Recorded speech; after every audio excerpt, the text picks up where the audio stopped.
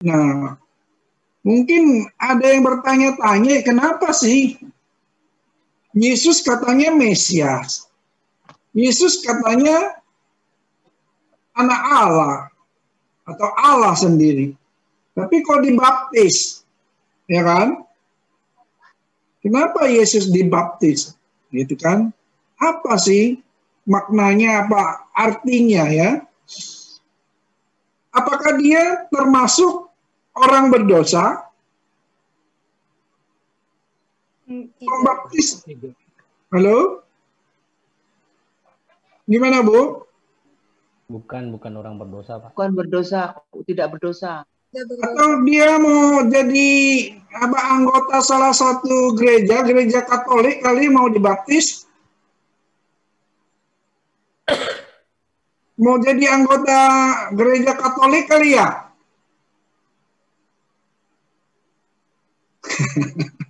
Gerejanya belum didirikan, Pak. Gereja Katolik belum ada. Belum ada, Pak.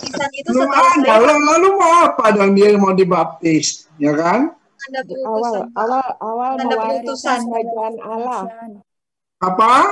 Awal pengutusan kepada manusia dalam kemanusiaan. Awal pengutusan. Lalu apa lagi tadi? Awal mewartakan kerajaan Allah. Awal mewartakan kerajaan Allah, ya. Salah satu. Memaklumkan Yesus Kristus sebagai anak tunggalnya. Oh, pemakluman sebagai anak tunggalnya. Anak tunggalnya. Dan itu misalnya memperkenalkan Yesus sebagai anaknya. Bersaksi. Allah Bapa bersaksi tentang anaknya. Itu lanjutannya ya. Dia itu lanjutannya kan. Setelah dibaptis. Seluruh kehendak Allah, Pak. Ya, kurang lebih lah. Kurang lebih. Tapi yang penting begini. Di situ kan berkumpul orang banyak kan, ya, orang banyak berkumpul dikatakan ya, dan diserukan oleh Yohanes supaya mereka bertobat dan mohon pengampunan ya, mohon pengampunan supaya diampuni, supaya masuk dalam kerajaan Allah.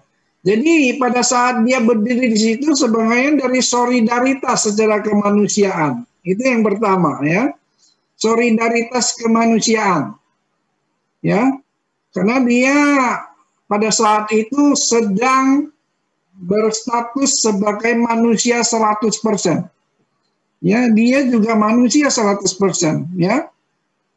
Tapi dia bukan orang berdosa. Tadi sudah ditegaskan, dia bukan orang berdosa, dia bukan sedang mau dibaptis menjadi Katolik, enggak, gitu kan.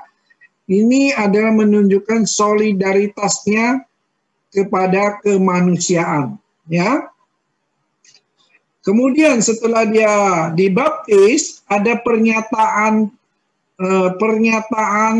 semacam proklamasi dari Allah Bapa yang menyatakan bahwa dia adalah anak Allah, ya. Dia adalah anak Allah. Jadi ada langit terkoyak dan ada suara dari Allah Bapa yang menyatakan bahwa dia adalah anak Allah, ya. Engkaulah anakku yang terkasih, yang kukasihi, kepadamulah aku berkenan. Selanjutnya baru ada burung merpati yang turun ke atas dia, ya, nemplok ke atas Yesus, bukan ke atas Yohanes atau ke atas yang lain, ya, tetapi ke atas Yesus. Ini adalah lambang pengurapan dia, ya, pengurapan dia sebagai Mesias, ya, dia diurapi. Jadi yang diurapi adalah raja-raja yang di orang Israel yang mau menjadi raja, termasuk Daud, ya. Daud itu Salomo ketika mau menjadi raja mereka juga diurapi, ya. Nah, jadi pernyataan proklamasi sebagai Mesias dan anak Allah. Lalu itu merupakan awal karya Yesus mewartakan kerajaan Allah, gitu, ya. Nah, di samping itu sebenarnya ketika akan terjadi ritual pembaptisan itu, Yohanes Pembaptis mengatakan, kemudian datang daripadaku, dia yang ada sejak semula, ya, membuka tali kasutnya, aku tidak layak, ya. Aku membaptis kamu dengan air, tetapi dia yang datang setelah aku, dia akan membaptis kamu dengan Roh Kudus. Jadi dia akan membaptis kamu dengan Roh Kudus, ya. Roh Kudus akan membaptis dan memenuhi hidup kita. Itulah tanda-tanda daripada hidup yang baru bagi seseorang untuk masuk ke dalam kerajaan Allah, ya, yaitu orang yang dibaptis oleh Roh Kudus. Jadi itu Yesus sendiri yang membaptis dia, ya. Yohanes sendiri mengaku tidak layak, membuka tali kasutnya pun aku tidak layak, itu ya. Itu. Jadi sebenarnya itu ada semacam parade kerendahan hati, ya. Yesus merendahkan diri pada saat itu. Dia adalah Allah, mengambil rupa sebagai manusia, ya, mengambil rupa sebagai manusia, dan dia mau dibaptis.